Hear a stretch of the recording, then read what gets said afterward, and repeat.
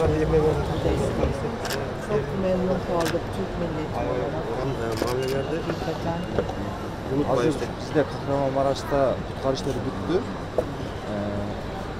Katar şartına kutqarıcılar geldi hazır.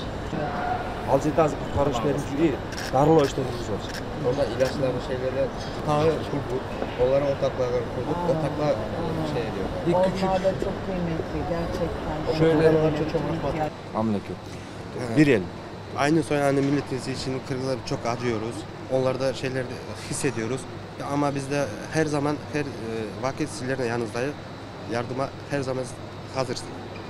Sonsuz şükranlarımızla. Анан биздин өзгөчө кырлар министрлиги өзү келип бообек эргешич бүт өзгөчө кырдаалдар катталган жерлерде көзөмөл кылып кайра Кыргызстанга кетти.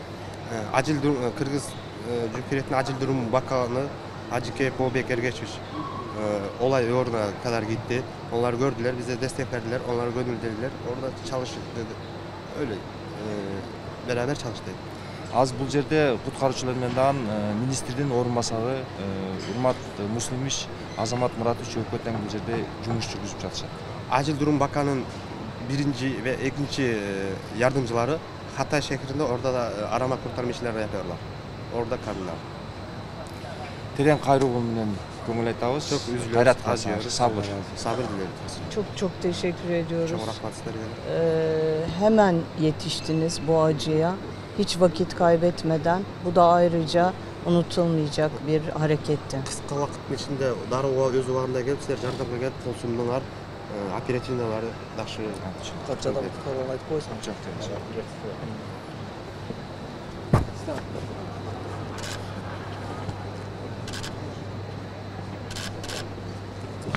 Bunların bayrağı yok maalesef. O şeyde gitti.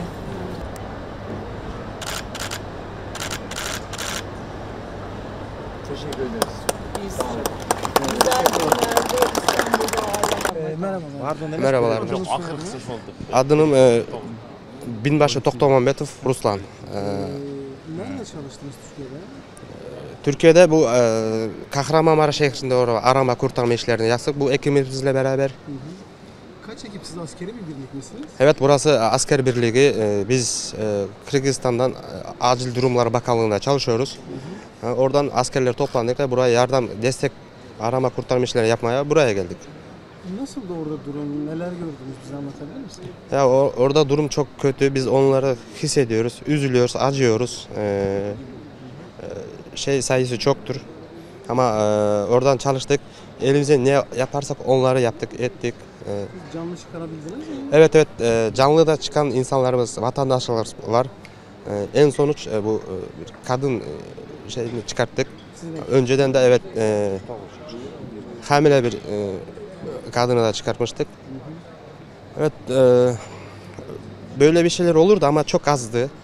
Ben bugüne kadar da hiç görmemiştim. Bu en çok büyük olaydır. Hani bunun gibi şey görmemiştik. Neler hissettiniz? Yani görünce çok üzgünsünüz. Ya çok üzüldük. Ne hissedeyim ki ya, bu aynı millet, aynı soy olduğumuz için ya, üzülüyoruz, yani, acıyoruz. Yani. Kanımız birdir, vatanımız birdir, yani dinimiz birdir. En sonuçta ya, çok acıyoruz yani. Çünkü Türk kardeşlerimiz, kanlarımız yani şey etmişler. Çok kötü durumlar o kalın için. Teşekkür ederiz hepinize, sağ olun. Eyvallah, teşekkürler.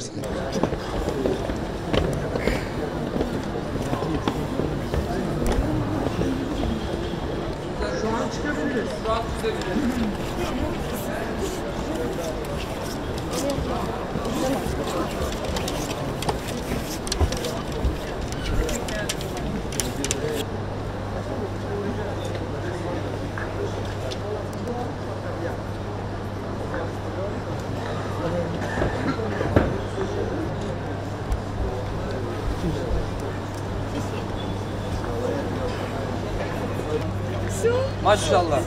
Bu çok agresif, bu yorgun. И устала? Почему? А? Ты говорит по-русски? Да?